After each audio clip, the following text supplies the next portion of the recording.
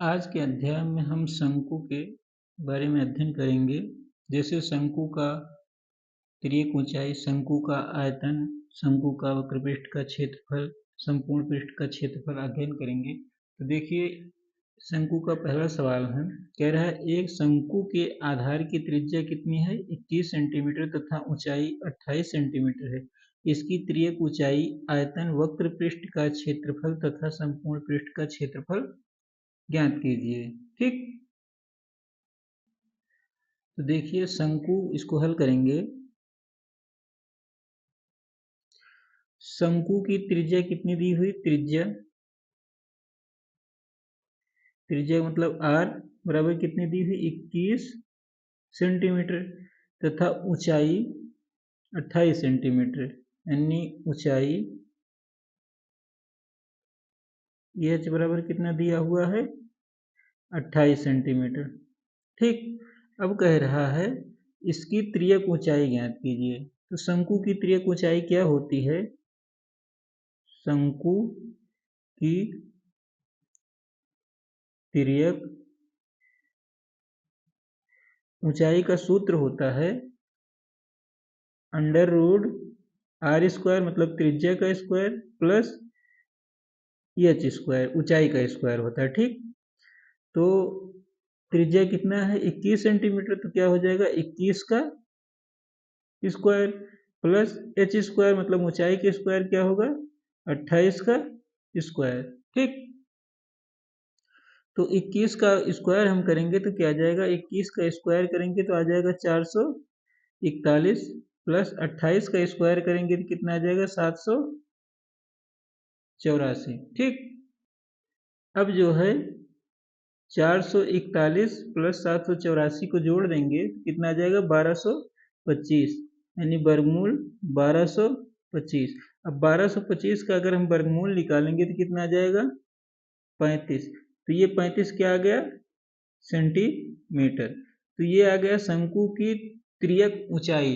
तिर्यक ऊंचाई को हम यल से प्रदर्शित करते हैं। ठीक, तो ये आ गया शंकु की तिर्यक ऊंचाई कितना आ गया? 35 सेंटीमीटर। और क्या पूछ रहा है? शंकु का आयतन भी पूछ रहा है ना। तो शंकु का आयतन क्या होगा?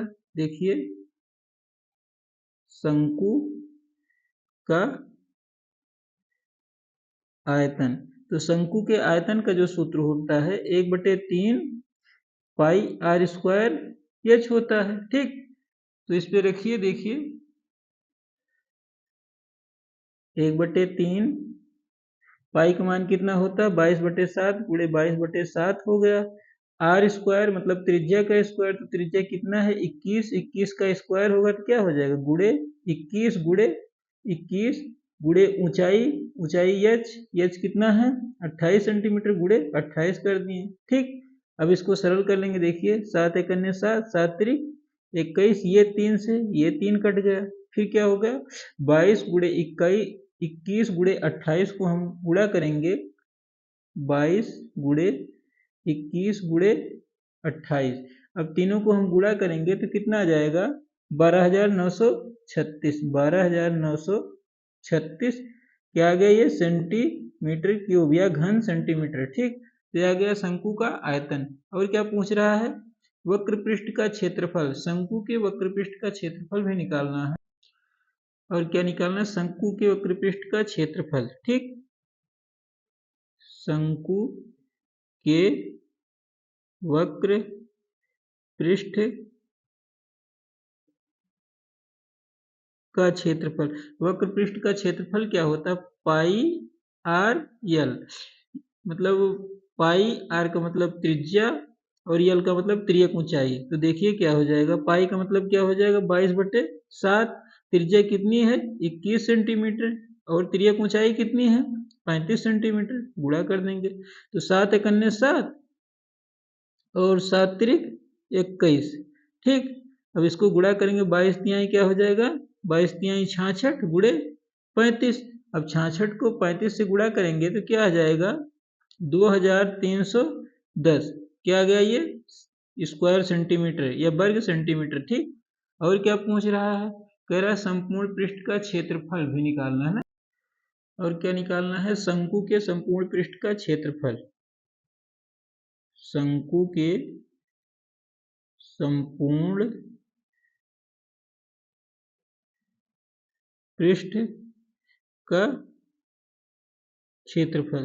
तो शंकु के संपूर्ण पृष्ठ का क्षेत्रफल का जो सूत्र होता है क्या होता है, पाई आर एल, यानी वक्र पृष्ठ का क्षेत्रफल प्लस पाई आर स्क्वायर होता है।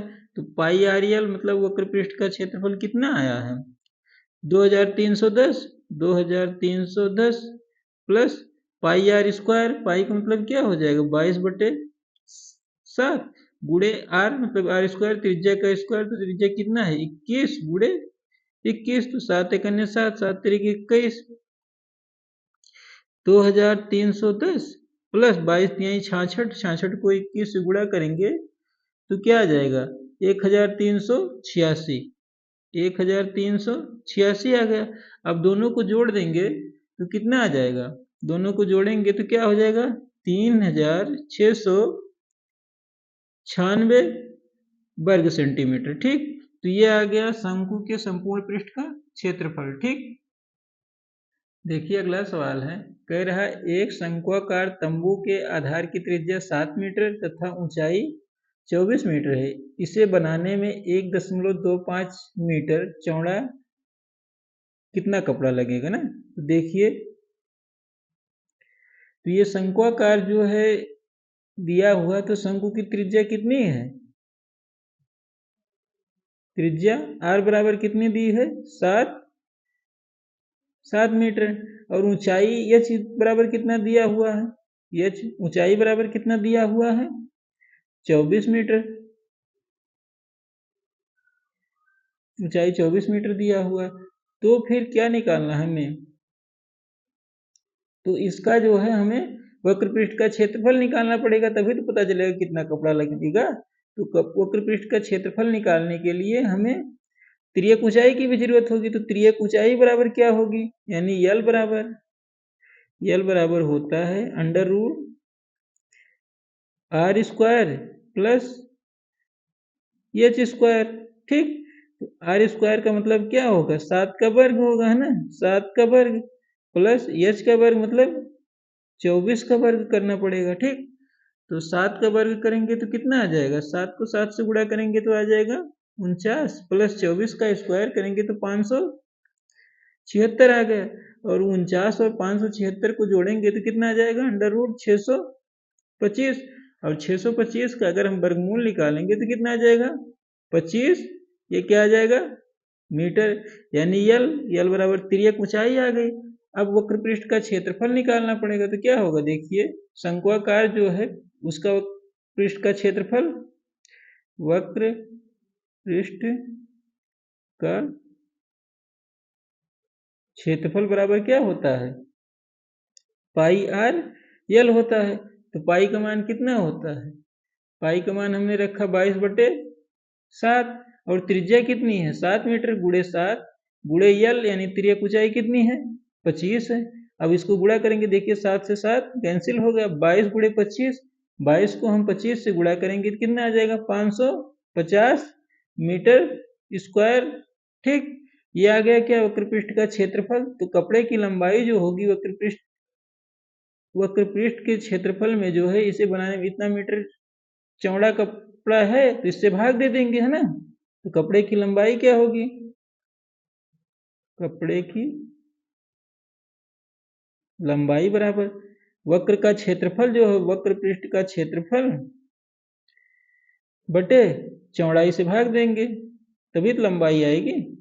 चौड़ाई से भाग देंगे तो वक्र पृष्ठ का क्षेत्रफल कितना आया 550 मीटर स्क्वायर बटे इसकी चौड़ाई कितनी है 1.25। अब 1.25 से भाग दे देंगे तो कितना आ जाएगा 440 मीटर लंबा कपड़ा लगेगा। ठीक, देखिए अगला सवाल है, कह रहा है दो लंब वृत्तीय शंकुओं की ऊंचाई का अनुपात जो है 1:2 है तथा इनके आधार की परिमिति का अनुपात 3:4 है, इनके आयतनों का अनुपात ज्ञात कीजिए। ठीक, देखिए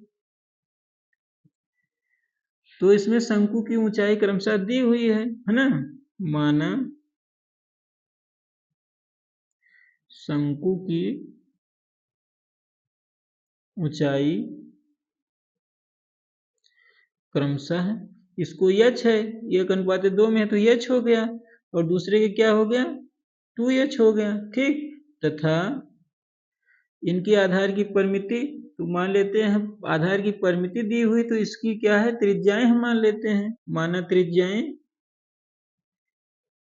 पहला r हो गया तथा दूसरे की क्या हो गई कैपिटल R हो गया, ठीक। अब क्या दिया हुआ है,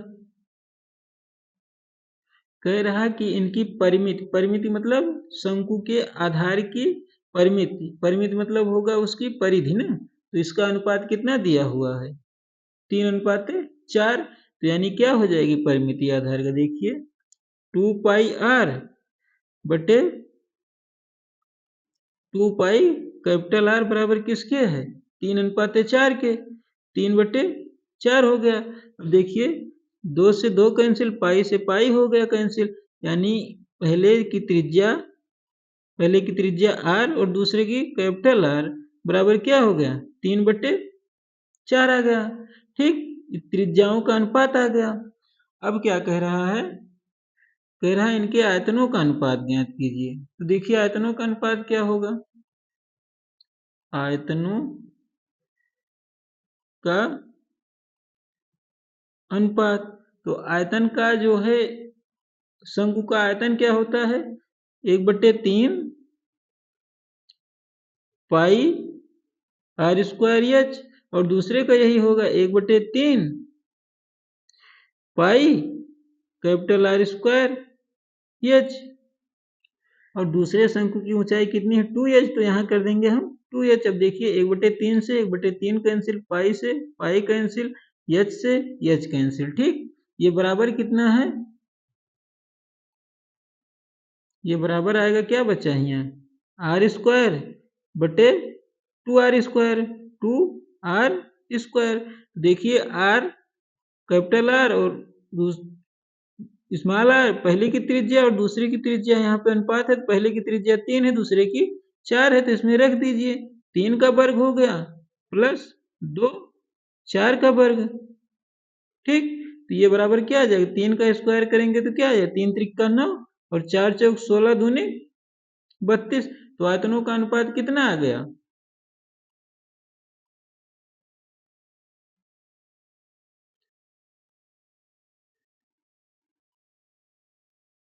तो इनके आयतन का अनुपात क्या आ गया 9:32, ठीक। यही आ गया इसका आंसर, ठीक।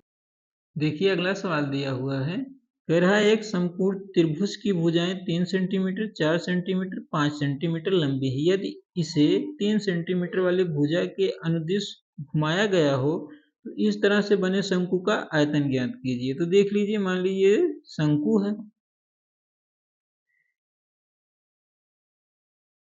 ये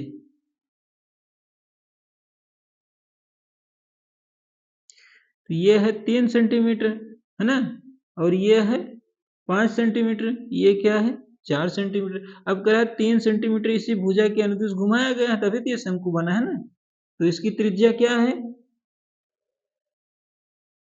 त्रिज्या r बराबर क्या हो गया देखिए 4 सेंटीमीटर है ना, 4 सेंटीमीटर बन गया, और ऊंचाई बराबर, ऊंचाई h बराबर कितनी है, h बराबर इसकी है 3 सेंटीमीटर, 3 सेंटीमीटर आ गया। तो क्या पूछ रहा है शंकु का आयतन ना, तो शंकु का आयतन निकालिए, शंकु का आयतन बराबर क्या होता है 1/3 पाई r² h होता है, तो इस पे रखिए मान 1/3, पाई का मान पाई रहने दें, अगर जरूरत हो तो उसका मान 22/7 रख सकते हैं। r² r का मतलब स्क्वायर 4 का स्क्वायर हो जाएगा है ना, 4 का स्क्वायर गुणे ऊंचाई बराबर कितना दिया हो 3 सेंटीमीटर गुणा कर दिए।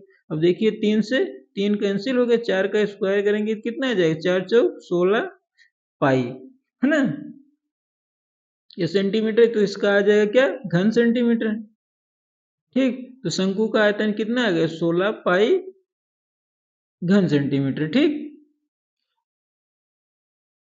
देखिए अगला सवाल है, कह रहा है दो शंकुओं के आयतनों का अनुपात 1:4 है तथा इनके व्यास 4:5 के अनुपात में है। इनकी ऊंचाइयों का अनुपात क्या होगा, है ना। तो निकालते हैं, देखिए। तो इनके जो है आधार का व्यास क्रमशः कितना दिया हुआ, 4 और 5 है। तो आधार का व्यास क्रमशः मतलब दोनों शंकुओं के क्रमशः कितना है, इसका हो गया 4x। भाई अनुपात में है तो इसको 4x हो गया। दूसरे कितना हो जाएगा 5x, दूसरे का व्यास 5x हो गया, है ना। तब ऊंचाइयों का अनुपात क्या होगा, देखिए इसमें फिर दिया हुआ इनके आयतनों का अनुपात 1:4 है। तो दोनों का आयतन देखिए क्या हो जाएगा, 1/3 पाई आर स्क्वायर एच, और दूसरे का क्या होगा 1/3 पाई आर स्क्वायर, दूसरे का हम एच मान लेते हैं, कैपिटल एच हो जाए ना। ठीक, अब इस पे रखिए मान, देखिए 1/3 पाई आर, जब ये देखिए इसका व्यास 4 सेंटीमीटर है तो व्यास का आधा क्या होता है, त्रिज्या। तो यानी क्या हो जाएगा 2x स्क्वायर और पहले की ऊंचाई h है। ठीक, दूसरा देखिए 1/3 पाई आर का मतलब दूसरे का व्यास क्या हो जाएगा 5/2 का, 5x/2 हो जाएगा। इसका व्यास जब 5 है तो इसका त्रिज्या क्या हो जाएगा 5/2, इसका स्क्वायर और गुणे ऊंचाई h हो गया। ठीक, फिर बराबर देखिए, और इनके आयतनों का अनुपात कितना दिया हो, 1:4 है तो यानी क्या हो जाएगा बराबर 1/4 हो गया। ठीक, अब इसको सरल करें, देखिए 1/3 से 1/3 कैंसिल हो गया, पाई से पाई कैंसिल हो गया ना। अब 2x² का मतलब क्या हो जाएगा, 2 दूनाई 4x² गुणे h बटे इसका क्या हो जाएगा 5 25x²/4। तो x² से x² कट गया, बराबर क्या हो गया 1/4। अब इसको तिरछा गुणा कर लेंगे तो क्या हो जाएगा, देखिए पहले का h स्मॉल h बटे दूसरे का कैपिटल H, बराबर तिरछा गुणा करेंगे तो 4 चौक बराबर क्या हो जाएगा, इसका तिरछा गुणा हो जाएगा तो 25/4 बटे 4 चौक 16। अब इसको हम आगे हल करेंगे तो ये क्या हो जाएगा, h बटे कैपिटल H बराबर इसको गुणा करेंगे तो 16 ऊपर चला जाएगा तो क्या हो जाएगा 25/64। यानी ऊंचाइयों का अनुपात कितना आया, इनकी ऊंचाइयों का अनुपात 25:64 आ गया, है ना। अनुपात कितना आ गया 25:64 आ गया। ठीक, यही आ गया इसका आंसर। ठीक, तो इस अध्याय में बस इतना ही। ठीक।